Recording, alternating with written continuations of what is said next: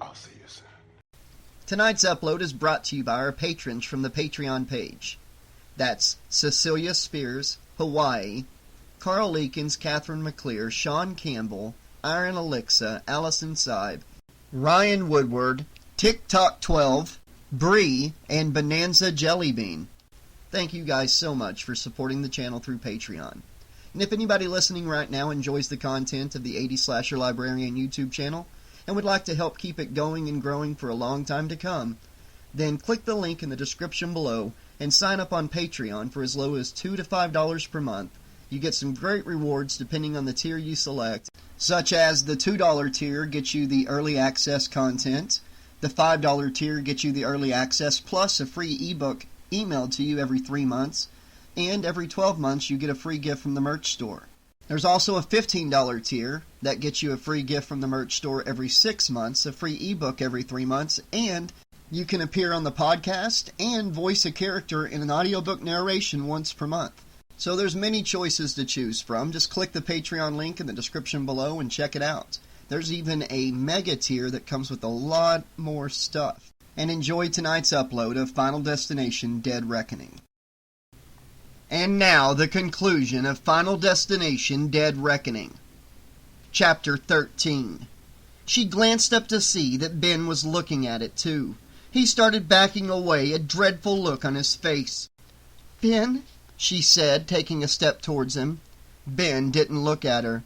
"I think we should leave now," he said in a very small voice. Jess shook her head slowly. "We can't," she said. "This is—" Her voice tailed off. She didn't dare say murder, because it wasn't. Manslaughter just didn't say it. What was this? Some kind of twisted fate? "This is sick. This is sick. That's what this is. What the fuck is going on?" Jess glanced over at Eric. He was scrubbing hopelessly at his t-shirt with the remains of a blood-stained tissue. He looked up at Jess, a dark expression on his face. "Did you do this?" he asked. "You and your fucking vision? What did you do to us?" "I didn't do anything," said Jess helplessly. "I saved your lives." "Yeah, now we're all getting slaughtered like pigs. How do you figure that one, huh?" A police siren sounded nearby. A wash of flashing blue and red light flickered over the other end of the alleyway. Jamie stepped forward. "Where's the gun?" he asked, his voice flat. "Don't worry, I've got it safe. Why?" Jamie mutely pointed to the skateboard guy behind him, now lying exhausted and bleeding on the sidewalk. Then to the remains of Macy. "Someone's going to be asking some very definite questions soon." "Well, fuck that!" Eric pulled the gun from his belt and tossed it down onto the road by Jamie's feet. "You deal with it. Me and Ben are leaving. Come on, Ben." He turned to go, then stopped. Turning back, he looked down at the hand on his shoulder, holding him back, then up at Ben. His friend's expression was set, a fine sheen of sweat covering his face. Ben looked terrified, but determined. "We're not leaving?" he said quietly. "Oh yeah, you mean you're not leaving? I'm going." Eric paused. A couple of seconds ticked by. "Let go of me, Ben," he said. Ben took a deep breath. His voice, when it emerged, was emotionless. "No, Eric, you're staying with us. You're not running away like the big yellow coward you are, because now your fingerprints are all over the damn gun. You'll stay with us, and we will tell the nice police officers exactly what happened, and then I'll probably go to jail for a bit, and you can have a nice quiet spell all by yourself to plan your next big deal, because life sucks like that." He tightened his grip. "You're not running away. Do you understand me?" Eric looked at Ben. "Yes, I understand perfectly," he said. "You're a big fat loser and you have just seriously, severely fucked up. You're wasting your time trying to beat me over the head with morals because I don't have any. Now get your greasy paw off my shoulder before I call the cops." "Fine, have it your own way." Ben took his hand off Eric's shoulder. Then he turned his back on him and walked quickly to the end of the alleyway. A police cruiser whirred at the end of the street, cruising slowly up and down. Ben raised his arms above his head and waved at the car. "Over here!" he yelled. "There's been an accident!" The cruiser's headlights swung round to face them at the far end of the long alley, bathing the scene in pale white light. All four of them shrank back from what the headlights revealed, picked out in unrelenting detail. The police car started trundling slowly up the alleyway towards them, dipping and bumping over the potholes. "Damn it, Ben!" shouted Eric. He backed away, running through the options in his head.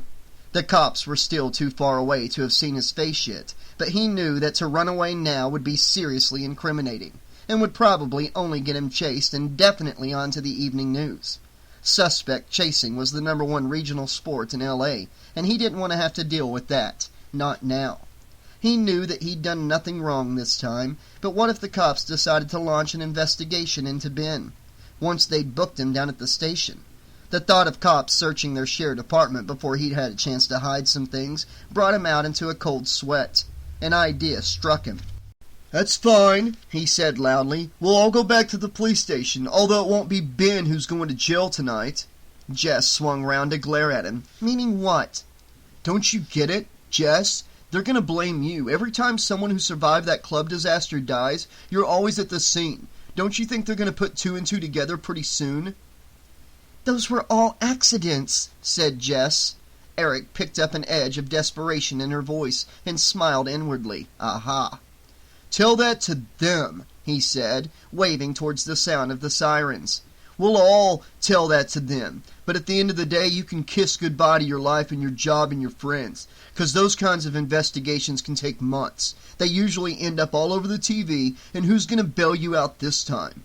He saw Jess turn pale with worry and knew that he was onto something. "Yeah," he added, "they suspect you of murder. Bail can cost tens of thousands. From what I hear, that could cause you one of two problems." "Eric, shut your face," snapped Jamie. "She didn't do anything." "And what about your mom?" Eric went on, ignoring him. "If what you told me is true, do you think they're going to let you see her before she gets buried or burned?" "No." Jamie turned to Jess, an unspoken question on his face.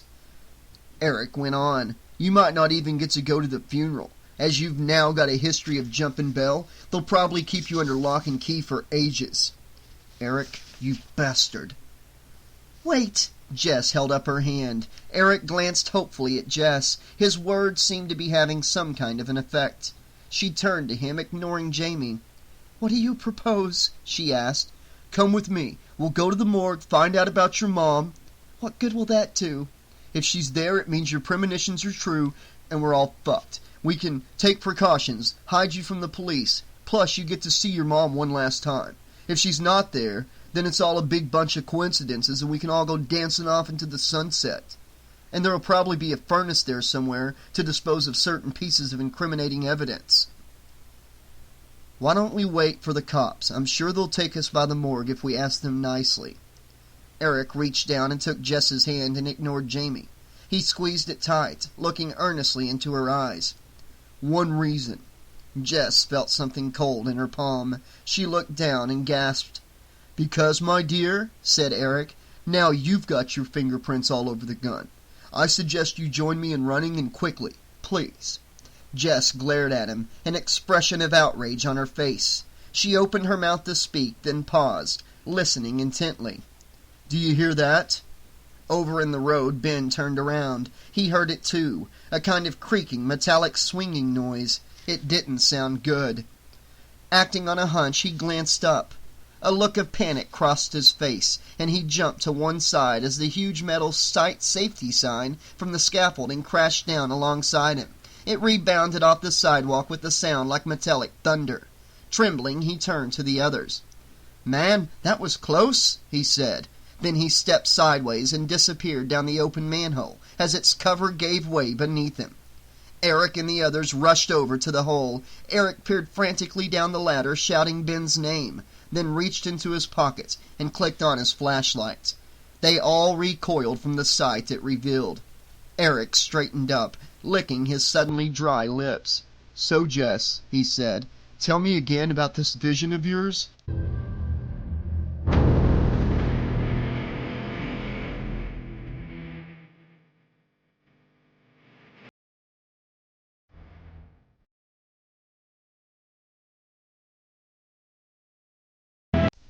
Officer Adams guided the police cruiser down the alleyway. He could have sworn he'd seen someone waving to him at the other end, but by the time he got closer, whoever it was had gone. "Damn it," he swore. He stopped the car as he saw the scruffy-looking guy with the skateboard, lying on the sidewalk and clutching at his leg, which was bleeding profusely. At the other end of the alley, a paramedic van turned in, its red lights whirling. "Spence, man, we've got one down here," he said. Spencer didn't reply. Andy looked at him. He hadn't moved from his seat inside the car. He was staring out of his window, one hand frozen on the door handle. "Spencer?" Officer Adams walked round to the other side of the car, looked downwards, and instantly regretted it. The hot dog he'd just eaten, looming hideously in his mind. He swallowed hard and lifted his police radio to his lips. "Send Crime Squad down here right now," he barked. A thought occurred to him, and he clicked his radio back on. "Oh, and guys, bring a couple of buckets and a shovel." Eric reached the SUV first. He was surprised to see a huge guy in motorcycle leathers leaning against the front of the car, whistling to himself. Eric slowed to a jog and stared at him fearfully. The others skidded to a halt behind him. Dude?" Eric ventured after a moment, dancing on the spot. "We're gonna need to move that in a minute, sorry." The big guy looked down at Eric, unfolding his arms. "You took your time." "What?" The man reached up and scratched thoughtfully at the scar running down the side of his jaw. "You left it unlocked, with all the windows open. Just how stupid are you?" "Well, Eric gulped. He screwed up his nerves, aware that time was ticking away. He had to stand up to this guy, and quickly. "You can't have it," he said timidly. "It's mine." The big man's brow creased, then a look of amusement crossed his face. "That's all you can come up with?" He threw back his head and laughed uproariously. "That's a classic. I don't want it, kid. I just thought I'd keep an eye on it for you till you got back.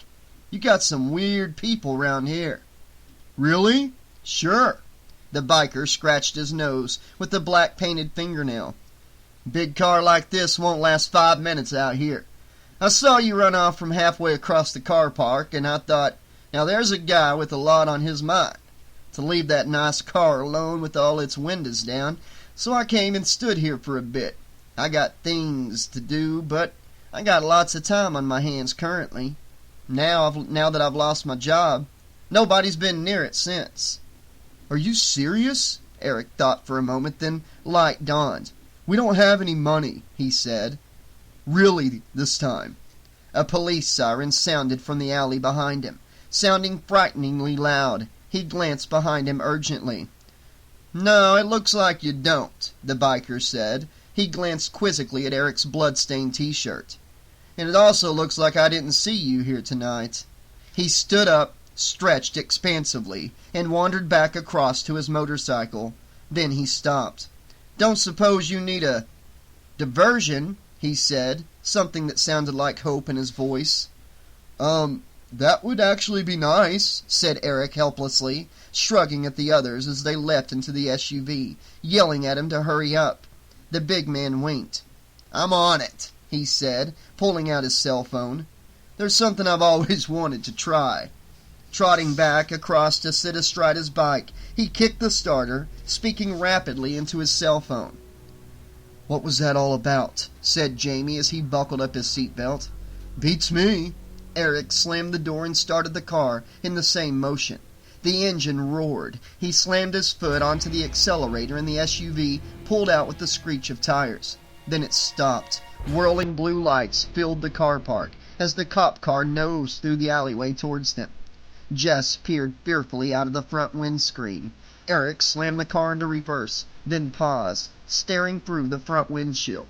His jaw fell open as they watched 5, 10, 15 motorcycles speed into the parking lot through the main gate. As the police car skidded to avoid them, they swarmed around it, completely encircling it, corral style. The car stopped and the cop shouted something threatening sounding at the bikers, who ignored him, raising fists and bottles of Jack in salute. One of the other bikers jumped off his motorcycle, quickly lying it down on its side, where it rested at a 45-degree angle. Almost like a ramp, Eric thought. Then the cop's eyes widened as he saw a then-scarred biker approaching on high speed on his Harley. He leapt back into his car and ducked down as the Harley roared towards him. accelerating up the side of the prone bike. It flew through the air, clearing the top of the police cruiser by mere feet as it jumped over it. The Harley pitched downwards and thumped back onto the tarmac, to the sounds of cheers and applause from the assembled bikers. Inside the cruiser, the police officers removed their hands from their heads and grabbed their police radios, barking orders into them. Jess and Eric looked at one another. "Stunt guy?" they both said as one. Eric gunned the engine. "Time to ride," he said.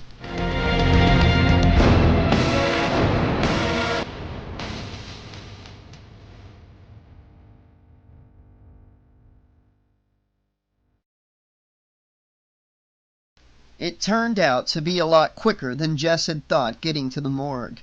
Their main problem had been shaking off the entourage of motorbikes who had followed them to the end of the strip, honking their horns and waving regally to passers-by. Some of them were even doing wheelies. "So, which of us is going to be next?" Eric asked matter-of-factly as they turned off the freeway. Jess didn't reply. "Go on, there's only 3 of us left. Who's it going to be?" "I don't think she's going to tell you, Eric," said Jamie from the back seat. "Oh, and by the way, I have to say, I think you should get a bigger car, because this one..." He stretched his arms out to either side. His hands didn't even touch the doors. "It's just a little on the small side, you know." "You're funny." Eric peered out at the road signs flashing past them. "Jess, I'm lost. Which morgue was it again?" "It said in the paper that all the..." She couldn't quite bring herself to say bodies. "The people they pulled out of the club were taken to L.A. County." "Cool, we're nearly there." Eric glanced into the rearview mirror. "Are we still clear?" Jamie peered through the rear windshield. "Yup, nobody's following us." "Good." Jess chewed on her nail. "Don't you think that's a little strange?" "No, I think it's good. I think that maybe the cops arrested all those motorcycle guys and got us off the hook." "I hope you're right." Jamie turned his gaze to the city streets, flashing past outside. There was a little bit of a summer storm kicking up, wind gusting through the tatty palm trees that lined the residential areas. A thought struck him. "Jess," he asked. "Yes?" "You said that in your vision you saw us all die?" "That's right." "So, if you saw us all die, then you must have died last, am I right?" Jess didn't say anything. Jamie saw Eric quickly glance at him in the mirror, then reach across and put his seatbelt on. He thumped his fist on the steering wheel, peering upwards into the sky. "Crap! Helicopter!" They all looked. There was indeed a helicopter angling across the sky towards them. As it drew close, its searchlight clicked on, sweeping downwards over the darkened streets. "Shit! Hang on, we're nearly there!" Eric accelerated, dogging around several slow-moving HGVs. "On your left!" Eric swung the car around and rumbled up the ramp into the parking lot of the sprawling morgue, stopping by the main entrance. He killed the engine. Jess took off her seatbelt and paused, her hand on the door. "Stay here. I'll be back very soon." "Again?" said Jamie. "I'm not leaving you." "Suit yourself. Come on." Breaking into the morgue turned out to be the easy bit. Morgues are not, on the whole, places that people are desperately keen to get into, Jess thought, as she lowered herself in through the open window round the back. It's not like there were huge sums of money left lying about, and they weren't the sort of places you wanted to go wandering around in the dark. Besides anything else, you don't know what you might go blundering into. Jamie dropped soundlessly down beside her with the grace and style of a cat. They both turned and watched as Eric clambered through the window, caught his shoelace on the handle, struggled for a moment, and then fell the rest of the way to the ground. He picked himself up and glared at both of them. "Don't say a word," he said. They didn't. They set off through the darkened corridors, Eric shining his flashlight around nervously. It soon became apparent to Jess that they were about to have a problem. "What was the name of the coroner, the one on the news?" "No idea. I thought you knew. This was all your idea." Jess gazed hopelessly down the long, dark corridor. There were at least 20 doors set into it, all with nameplates beside them, just like there had been in her... What was that, a dream? A second premonition? Jess had no idea. She felt her hackles go up as she walked towards the first door. She stopped outside it, staring down at the door handle. An overwhelming sense of déjà vu swept through her. Trying to brush off the feeling, she tried the door handle. The room wasn't locked. Inside was a paper-strewn room that had the look of an office. She glanced around, then gave a shriek of fright as she found herself nose to nose with a dangling skeleton. She backed off rapidly, yelping in fear. To her relief, she saw that it was just a life-size plastic one hanging from a hook. Once she'd started breathing again, she shut the door and tried the next room. Another office. "I think we're on the wrong floor," she said, rubbing her eyes. She was starting to feel very tired. "Aren't they supposed to keep the dead on, the lower levels?" "Possibly. Can't hurt to look. Oh, wait, there's some signs." Eric read the notices dangling down above him. "Autopsy room, storage bay, gift shop." "What?" Jamie bounded alongside Jess as she walked towards the stairs at the far end of the corridor. "Are you all right?" he asked her in a low voice. "I'm trying not to think about it. As long as I don't think about it, then it hasn't happened yet." She wrapped her arms around herself, shivering. "Any sign of that police helicopter?" Jamie glanced out a nearby window. "Not yet," he said. "Maybe it wasn't looking for us." "There were 2, possibly 3 bodies back in that alleyway," said Jess levelly. "You don't think they'd be the tiniest bit interested in who did it?" "Maybe they'll assume it was gang-related," said Eric. "And by the way, when you guys are done, I seriously want to go and look in the gift shop." Then he jumped as a door swung open at the end of the corridor. A gruff-looking man in a guard's uniform poked his head around the door, shining a flashlight into their eyes. They squinted in the bright light. "Here! I thought I heard a noise," he said, reaching for his radio. "We were just leaving," said Eric automatically. He glanced at Jamie, sharing a thought. The two of them marched towards the guard, Eric opening his shirt to reveal his gun. The security guard's eyes widened. 2 minutes later, Jess dared to uncover her eyes. "Is everyone all right?" she asked.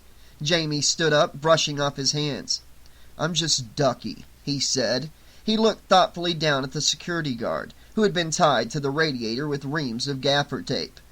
2 enraged eyes peered out from behind an improvised gag. Eric emerged from the main office, spinning 2 reels of parcel tape on the ends of his fingers. "This is the last of it," he said. "Thanks." Jamie took the tape and wound it around the guard's feet in a figure of 8, then stood back critically to admire his handiwork. He turned to Jess, daring to put a comforting hand on her shoulder. To his relief, she didn't move it. "Come on, let's go look for your mom." 2 floors down, the examination room was every bit as cold as Jess remembered it being in her vision.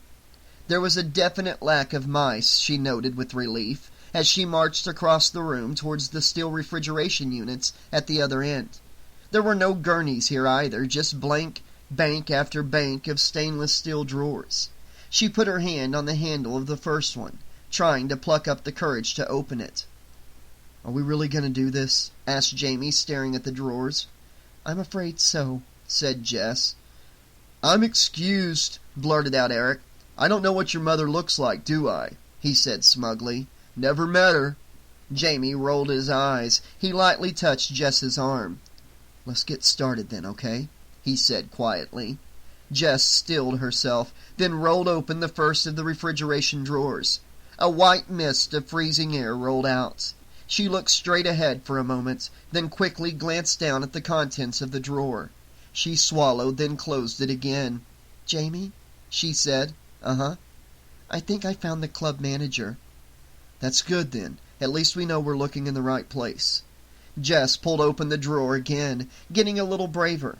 She looked down at the manager, zipped up in his see-through bag.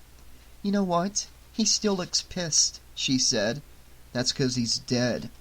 Jess didn't reply. She just concentrated on opening and closing the drawers in front of her as quickly as she possibly could. Behind her, Eric wandered casually around the room, looking for any door that might be concealing a furnace. He had to get rid of the gun, fast. "So," he said, trying to keep his voice casual, "where do they burn the bodies then?" "Crematorium," said Jamie. "There's one just up the road from here." Eric swore to himself. Then he wandered out of the door, intent on searching anyway. All those films had lied to him. Jess pulled open the 30th drawer. The bodies had run out, and now there were just bits. She shuddered, feeling the bile rise in her throat, but tried to be objective. She was fine in butcher's shops, so why was she having a problem here? After all, it was all just meat in the end, wasn't it? Her mind rebelled. Screw objectivity, she thought. This meat used to be people. She opened the next drawer, number 31, holding her sweater sleeve over her nose and mouth. There was a part of a corpse inside, the faint image of a snake painted on the pale white skin of its chest. Jess slammed the door closed and backed away, breathing heavily. "I don't think I can do this anymore." "Don't worry. Go and find Eric before he breaks something. I'll keep looking for you." Jamie pulled open the drawer and said, "Dude," very quietly, then shut it again. "Guys!" Eric came skidding back into the room. "We've got company!" "What kind of company?" "Guess." "Oh, great, cops." Jamie grabbed the flashlight from the nearby desk. He looked at Jess, one side of his mouth twitching upwards. "Do you want me to stall them?" "No, not this time. We're leaving together, all of us." Jess ran to a nearby window and ripped the shutter aside. To her relief, it wasn't locked. She slid it upwards with a grunt, then patted the window ledge. "Here," she said. Jamie scrambled athletically through the open window, dropping down onto the floodlit grass on the other side. The lights outside were very bright. Jess followed him, helping Eric climb up and out after them. She pulled the window shut behind them. And then they were running again, pelting across the parking lot. There was a police car parked out in the front of the morgue. A second police car zipped down the street towards them, sirens wailing, and Jess thought, "It's stupid to run. They're just going to catch us." Jess looked down at her feet. They were still running. "You have to try," said a voice in her head. "That's what it's all about, isn't it?" The welcome shape of Eric's black SUV loomed, and they all tore towards it. Once again, Eric reached it first. He put a hand on the handle, then yelled in fright as the window behind his head shattered in a burst of flying glass shards. He ducked, his eyes wild. "What the fuck?" he managed. A second later, Jamie yelled something and shoved him aside. Eric stumbled and fell, landing in a big puddle of water that had run off from the nearby garden sprinklers. "What the hell are you doing?" shouted Eric as Jamie crashed down beside him, covering his head with his hands. "You idiot! I'm soaked! You could have broken my nose or—" Above him, Jess gave a muffled scream. Eric twisted his head around and looked up. The morgue security guard was standing a dozen feet from them, outside the open back door. He was scowling. Long streamers of gaffer tape clung to him, making him look like a newly awakened mummy. He would have looked amusing if he hadn't been pointing a pistol at them. A wisp of smoke drifted gently up from its muzzle. Eric looked across at Jamie. Blood was slowly trickling out from between his fingers. He wasn't moving. "Dude!" Eric reached out and nudged Jamie with a foot. Jamie rolled over slightly, his hands falling away from his head. Blood welled in a gush from an open wound in his chest. He didn't seem to be breathing. Eric looked up at Jess as she ducked for cover. "I think he's dead," he said stupidly. He stared down at Jamie. "He saved me. Why the fuck did he save me?" Jess blinked, tears starting to well in her eyes. "Because he's a nice guy," she whispered. Eric saw two police officers run down the steps of the morgue towards them, reaching for their weapons. "Throw down your gun, now!" shouted a voice. To Eric's surprise, the security guard didn't move. "Yeah, drop it, you bastard!" he yelled. "He's talking to us," said Jess, her voice barely audible. "What?" "The gun. Ben's gun. He saw it, right?" She nodded at the furious guard. Eric looked at her. She was trembling with emotion. "I'd throw it to him if I were you." "No way!" Eric rose to his feet with a blatant disregard for his own safety. "You killed my friend! I'll get you for that, you fucker!" he yelled. He started to reach into his shirt. "Eric!" yelled Jess desperately. There was a sudden flurry of movement from the police officers. The next moment, Eric gave a yelp of pain and collapsed to the ground, his body twitching and jerking.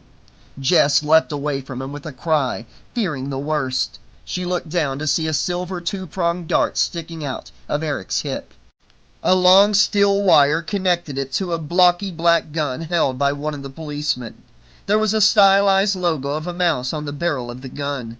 Taser, thought Jess dazedly, as she ducked back down behind the car. When did those become standard LAPD issue? "Come out from behind the car!" Jess hesitated, peering around the car at the two figures lying in the dirt. Ben's gun lay between them, having fallen from Eric's shirt when he'd hit the ground. She peered closer. Blood was pulsing from the wound in Jamie's chest. Did that mean his heart was still beating? Jess strained her eyes, trying to see if his chest was moving at all. She thought she caught a faint flicker of movement. Before she even knew what she was doing, she was running towards him, hoping against hope that he was still alive. She landed on her knees in the puddle of water and started crawling over towards Jamie, desperately calling his name. There was a faint hiss on the periphery of her hearing. Jess glanced up, then cried out as the twin tips of a taser dart thunked painfully into her ribcage. Her body convulsed as a wave of blue fire shot down the high-voltage wire, snapping her head back and contracting all her muscles at once. She fell to the ground screaming soundlessly. Flashes of blue light filled her vision as electricity crackled off her skin, fizzing down into the water surrounding her, amplifying the power surging through her. Within seconds, the water started to boil. She heard frantic shouts from above her. A moment later, the power cut out, and the pain stopped. But by then, it was far too late. Jess lay on the concrete, steam drifting up from around her. Her body jerked as her heart gave a sickening lurch, and then another, jolted out of its rhythm by the electricity. Then a wave of darkness hit her, and her vision started to fade. This wasn't good, Jess knew. She stared up at the sky as the world cut in and out all around her, the night creeping in around the edge of her vision. She really was so tired. Bizarrely, the last thing Jess thought about before her heart stopped was that now she'd never get to play at the House of Blues. That really sucked, she thought. Then it all faded to black.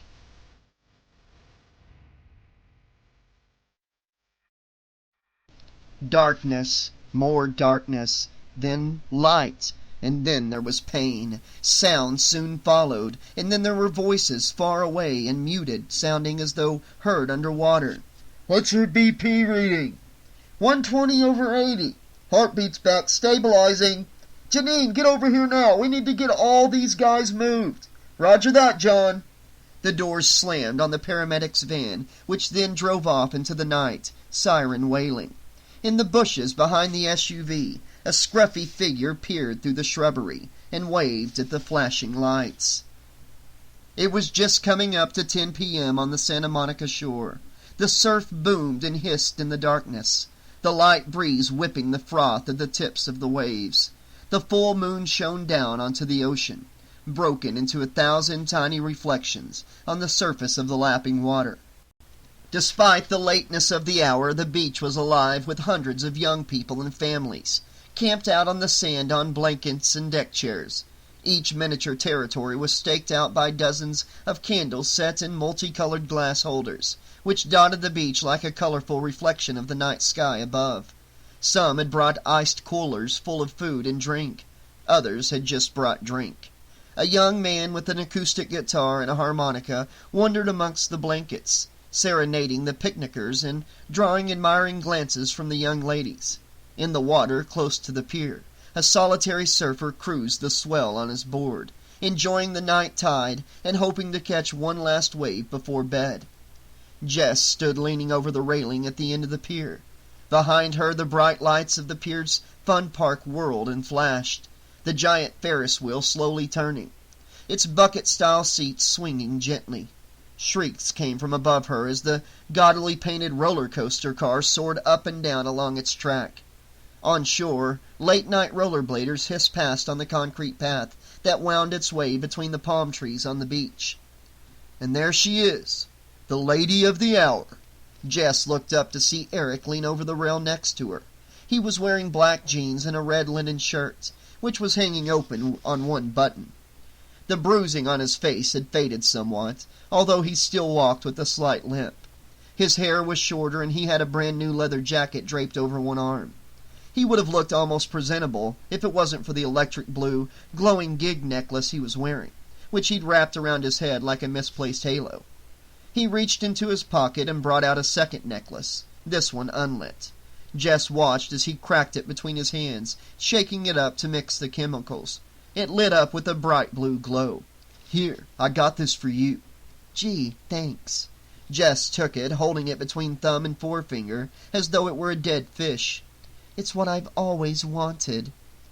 "I don't know how they work, but they're really neat, aren't they?" Eric said, completely missing her sarcasm. "Look, put it over your eyes like this. It looks like the mothership's come for you." Sighing, Jess tried it. Her expression changed. "Hey, that is kinda cool," she admitted. Eric gave a little smile. "You know, Ben always liked these. He'd buy a dozen whenever he saw 'em for sale, then he'd cut them open and try to use the chemicals to dye his hair with. Had to take him to the hospital twice last summer, the jerk." Jess shrugged. "People do silly things," she said, meeting Eric's eyes. "You're telling me," Eric said. He held her gaze for a moment, then turned and looked down into the sea, watching the waves lap around the legs of the pier. After a while, Eric said, "So what did it feel like being dead?" Jess thought for a moment. "Kind of peaceful," she said. "Although the waking up bit wasn't fun. I've still got a huge fucking bruise on my chest." Eric laughed. "Dude, compared to living in L.A., anything's peaceful." Eric turned and gazed out at the crowded pier behind him, teeming with life. "But we love it here, don't we?" "Wouldn't be here if we didn't," replied Jess. She gazed out at the scene before her. At the other end of the pier, a giant live music stage had been set up, surrounded by van-sized speakers. A huge crowd had gathered around it, watching eagerly as the next act set up their gear. On stage, the band members turned their instruments, laughing and joking with one another. The smell of hot dogs and popcorn drifted in on the sea breeze. Jess glanced at her watch. Still, she had plenty of time, but it might be an idea to start making her way back now.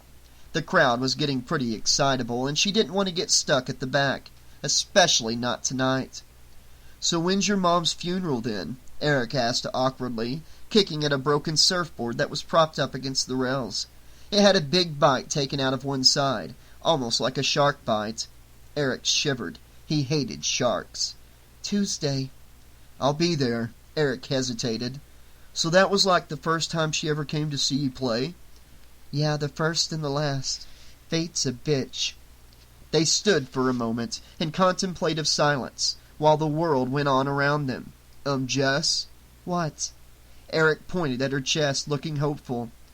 "I know that maybe right now's a bad time to mention it, but I don't suppose I can see the, No." "Fair enough."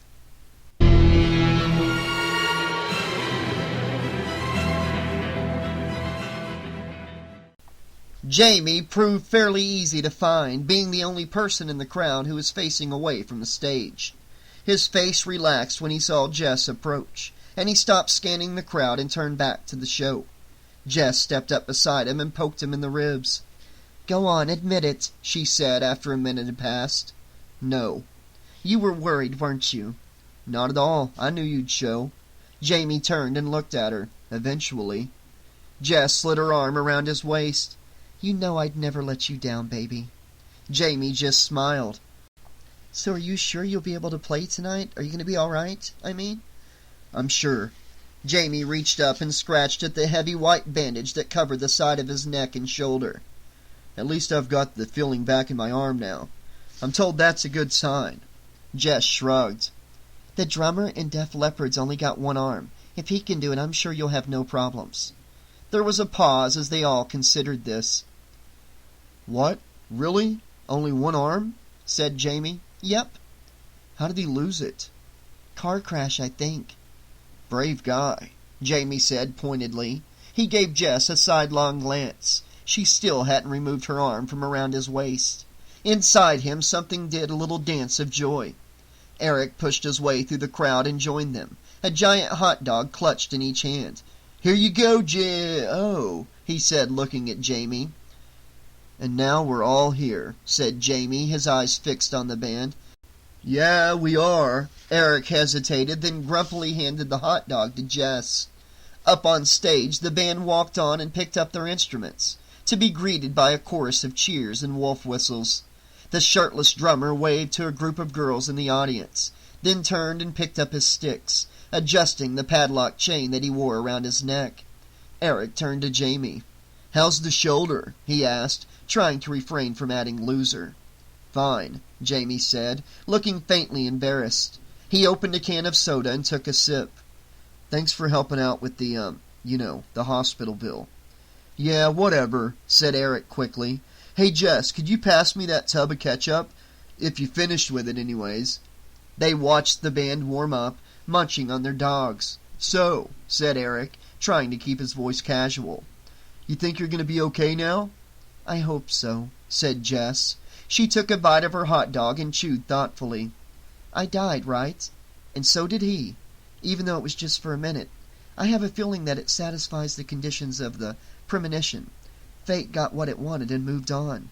"You think?" "That's what I'm hoping. I was supposed to die after you two, and that didn't happen. It messed up the order, and now hopefully you guys will be spared. Although I'm told Jamie's heart stopped twice during the surgery." Jamie shivered, rubbing at the bandage on his neck. "Does that even count as dying?" he asked. "Depends on who's asking," said Jess. "Anyway, it's been over a month now and nothing bad's happened to us. No more signs, nothing. I'm assuming that means we're in the clear." Eric snorted. "Or maybe death took one last look at you guys and went, 'Ew, not having those two freaks cluttering up my nice clean eternity.'" "Anything's possible," said Jamie, winking at Jess. On stage, the lights dimmed, and the first notes of the show rung through the night air. The crowd cheered. On stage, the lead singer stepped up to the mic, a gorgeous blonde dressed in a skimpy outfit made entirely of rubber gloves. She playfully waved to the crowd, generating a fresh chorus of cheers. Jamie blinked, pointing at the stage. "Who are these guys?" "Oh, that's Powder," said Jess. "They're awesome. I saw them last summer on the Strip. Been to every show since. Best live band in L.A. by all accounts." "Is there any bands you haven't seen?" asked Jamie. "Not many." Jess watched as the lead guitarist marched onto the stage to the accompaniment of wild applause. A charismatic young guy dressed in a tight black t-shirt and PVC pants. His hair was spiked up crazily into gravity-defying points, and he had a stickered white guitar slung around his neck. He raised a fist to the crowd in salute, then plunged straight into the opening chords of the first song. The crowd went wild as he bounced across the stage, leaping and jumping and slamming out wave after wave of heavy-duty rock riffs. The drummer kicked in with some high-energy beats, grinning and theatrically spinning his drumsticks around his fingers as he played. He was joined by the funky tattooed bassist, laying down some killer turbo rock grooves. The band picked up its pace as it hit the first chorus, the swirling music blasting out across the water of the bay like a sonic storm. The crowd on the pier roared its approval, joined by a chorus of whoops and cheers from the growing audience on the beach below. This, thought Jess, was what it was all about. Jess, Eric, and Jamie watched the show together for a while. "So," said Eric, shouting over the music, "I guess you'll be going on a little late tonight?" "Yeah!" shouted back Jess. "Still no sign of the new bass player. We'll give him till past 11, then go on without him." "Suit yourself!" Eric glanced back up at the stage. The band was now setting up 3 strip poles in the center of the stage.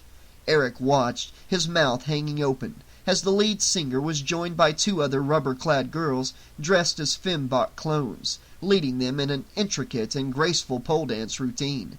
Behind them, an 8-foot-high alien monster on stilts sprayed colorful streams of crazy string into the audience. Eric shook his head in wonder. Tearing his eyes away from the band, Eric glanced around him at the gathered crowd on the pier. Beyond them, the dark ocean gave way to the distant lights of celebrity mansions on the mountains that ringed the bay. Down on the beach below, a fire-eater juggled with flaming knives. Eric looked back up at the stage, a wry grin spreading across his face.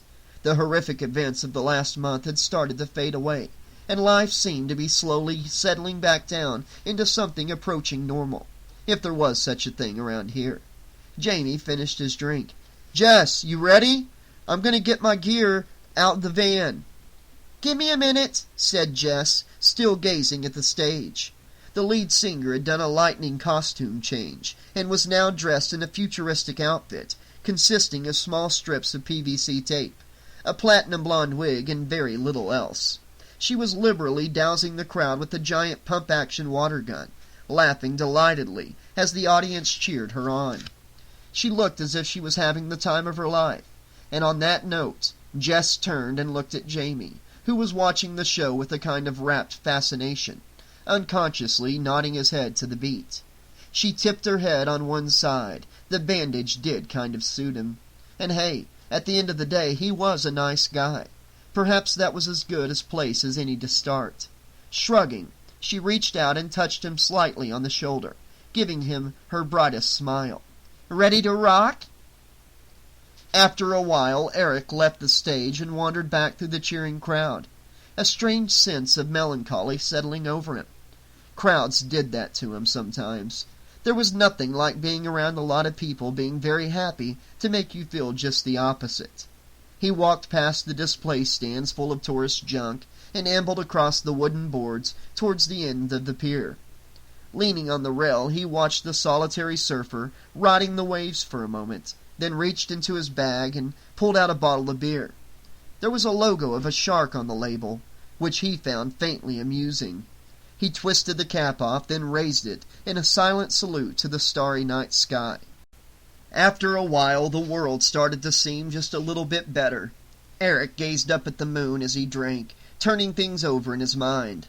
Funny thing about fate, if you could call it that. Just when you thought you were home dry, it could turn on you and bite your head off. He wondered whether Jess was even thinking about him at all. Somehow he doubted it. Beneath him, the moonlight water sparkled. Finishing his beer, he noticed a pretty young Filipino girl leaning on the rail a short distance from him. Eric perked up a bit. She was wearing a miniskirt and an improbably small top, and was hugging herself as if she were cold. It was a warm enough night, but the damp ocean air combined with the light sea breeze probably wasn't doing her any favors. At least not in that outfit, anyway. Eric opened his mouth to whistle at her, then stopped. In the back of his mind, he saw Ben giving him a disapproving look. A new and interesting thought crossed his mind. "Excuse me," he said. The pretty girl looked up, studying him cautiously. "I couldn't help noticing you looked a bit cold. Would you like to borrow this?" he asked, holding up his jacket. The girl looked at him suspiciously, then shivered. "It is a bit cold tonight," she admitted. She unfolded her arms and leaned back on the railing. "What's your name?" she asked, brushing her long hair out of her eyes. "Eric." "I'm Jocelyn. Nice to meet you." "So, do you want the jacket? It's nice and warm." "Are you hanging around here for a while?" "Uh-huh." A smile touched the girl's lips. "Go on, then." She took the jacket from Eric and pulled it on. It was way too big for her, but Eric thought she looked kind of cute in it. He jumped up and sat on the top of the pier railing, trying to look cool, and grinned down at her. A sudden sense of happiness welled up in his chest. The night was still young, and maybe, just maybe, things were looking up for him. As he gazed down at the girl, smiling, the blue glowing necklace around his head slipped down over his eyes, making him jump.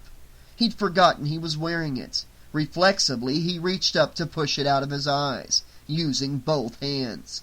If it wasn't for the bottle of beer he'd just drunk, Eric might have recovered his balance a little quicker. As it was, he wobbled briefly on his precarious perch, then spun over backwards before he could catch himself. With a yell, Eric plunged down 30 feet into the ocean. He hit the water hard, winding himself, struggling for a while in the black pounding depths, then resurfaced with a sputter and an oath. The wind picked up, blowing the increasingly large waves towards him. Above him, boots pounded across the wooden pier. A circle of faces peered down at him anxiously, backlit by the fairground lights. "Are you okay?" shouted the girl. Eric spat out a mouthful of salty seawater with a gasp, treading water. "I'm alive!" he shouted back. Then a dreadful thought struck him. "Look out for the signs," Jess had said. Eric looked down at the dark water, a memory replaying itself in his head. "Sharks!" he yelled. "There might be sharks!" He started doggy paddling frantically towards the shore, staring at the water around him in terror. He hated sharks, and now in his mind the ocean became full of them. He was so intent on watching the water for invisible sharks that he failed to notice the solitary dreadlocked surfer bearing down on him at full speed, riding on top of a wave on his metal-tipped surfboard. A little while later, a lone figure walking along the edge of the beach stopped and peered down at the surf. There was a glowing blue ring floating around in it. The man gave a toothless grin. Reaching down, he scooped it out of the water and held it up wonderingly. It was the same shape as the moon, although he wasn't so keen on the color. Still, you had to work with what you were given. Shrugging, he put it on like a space cadet and turned to salute the night sky. Then he turned and walked away, whistling a little tune under his breath. The end.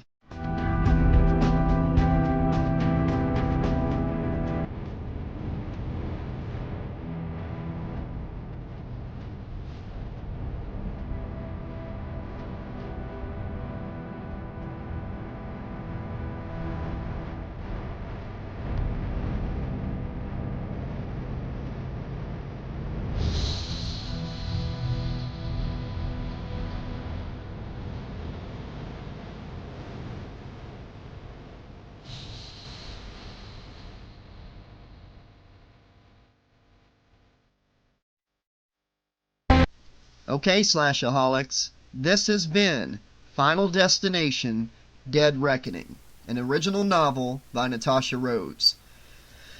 What can I say about this book? If you go back and listen to the playlist version, if you're listening to the unabridged version right now, I had a few negative things to say kind of in the beginning of the book, but as things went on, it became a really fantastic read. I really enjoyed it. As far as the Final Destination story goes, it's one of the best ones I've come across.